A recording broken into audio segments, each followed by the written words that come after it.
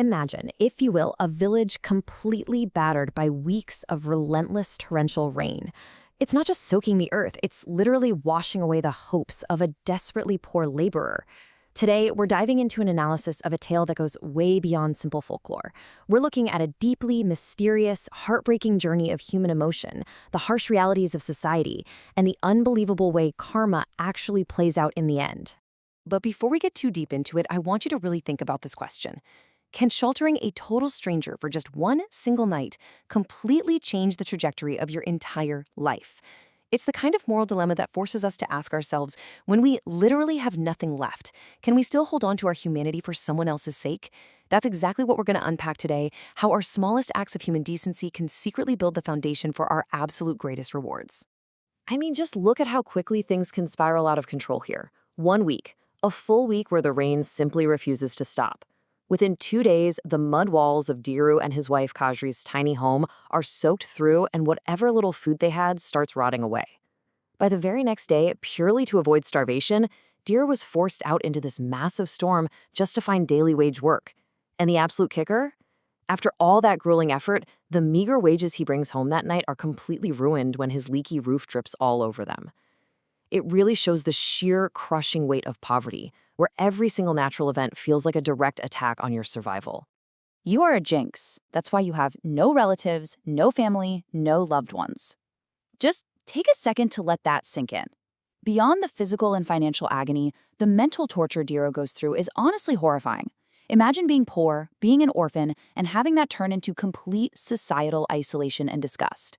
He's being actively cursed by his neighbors for a situation he has absolutely zero control over. This really highlights the cruelest side of society, where empathy is just totally replaced by hate. But here is where it gets incredibly interesting. Despite being constantly shunned and living in utter misery himself, Diru spots this stranded couple, Raman and Janki, huddled under a tree in the freezing rain. Now what does he do? He could have so easily just walked right past them, right? But he doesn't.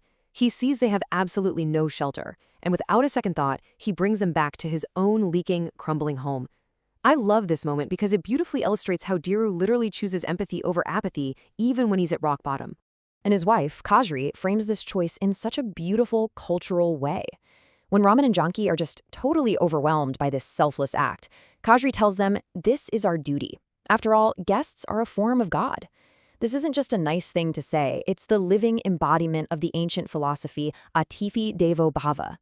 And the crazy part? They are living out this profound philosophy while they are literally starving themselves. It absolutely proves that true generosity doesn't come from a heavy wallet. It comes from a massive heart. The contrast here is just wild. Outside, there's this freezing, terrifying, life-threatening storm raging on. But inside, it's like they're celebrating a festival. Right in the middle of famine and crushing poverty, they are having a feast. Gadri happily cooks up the absolute best food she can muster.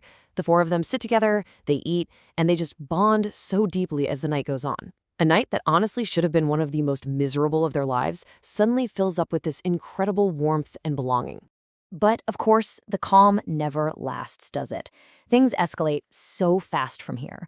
Diru, who is now burning up with a fever from being out in the rain, has to go back to work. The villagers are mercilessly mocking him, saying things like, "Look, the beggar actually has guests." And then, weak and delirious from his illness, the unthinkable happens. Diru accidentally drops a heavy sack of grain straight into the floodwater. The mob, who honestly were just waiting for an excuse, eagerly drag him away to face the village's notoriously cruel landlord, Thakur Durjan Pratap. This brings us to a super clear crossroads of human nature. On one side, you've got Thakur Durjan Pratap. The guy has unimaginable wealth, but his greed is so bottomless that he demands Diru pay back 3 times the cost of the ruined grain. It's just sickening.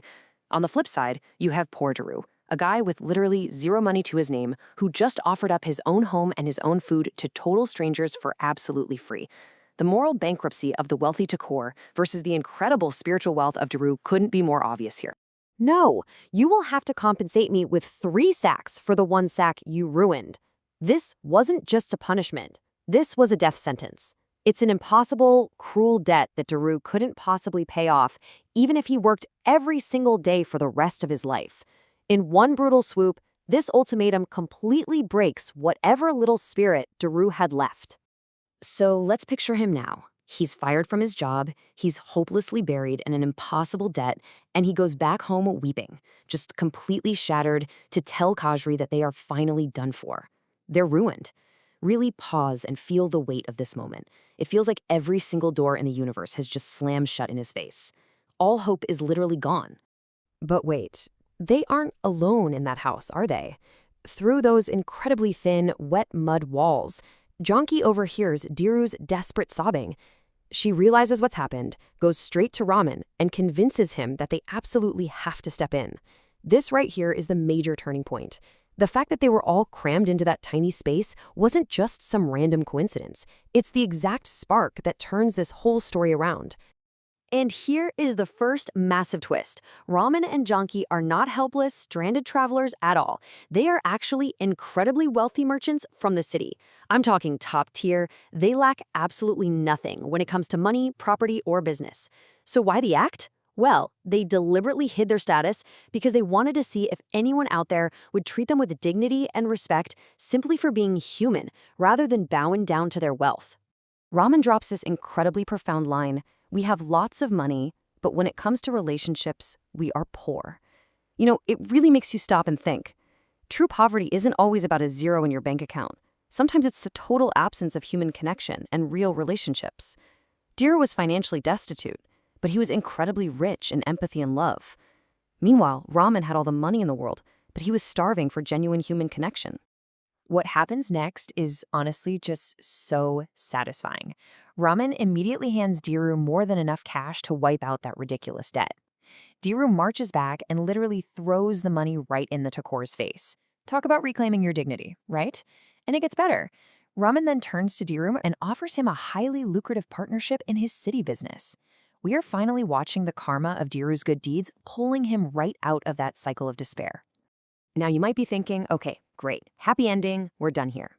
Oh, no, no, no, hold on. As they're getting ready to leave, Raman notices something. A birthmark. A very specific, distinct blemish right on Tiru's neck, revealed just as Khajri hands him a new shirt to wear to the city. The tension in the room instantly shifts. A birthmark that matches perfectly. Yes, the ultimate twist. As Diru is changing his shirt, Raman gets a clear look at that birthmark, and everything clicks. They aren't just new friends. They aren't just business partners. They are long-lost brothers who were separated at birth. In an absolute flash, this story explodes from being a simple morality tale into this massive, intensely emotional family reunion. The poor, isolated orphan finally gets his blood family back. Talk about coming full circle. The brothers completely merge their lives and their businesses. Diru ends up becoming vastly wealthier than the cruel Takor could ever dream of being. And in doing so, he finally earns the deep, undeniable respect of the very village that used to curse him. It's the ultimate proof that putting good energy, good karma out into the world pays off in ways you can't even begin to imagine. So as we wrap up today's analysis, I want to leave you with this one thought. If Diru had let his own crushing poverty become an excuse to ignore those strangers in the storm, would he have ever found his long-lost family? Probably not.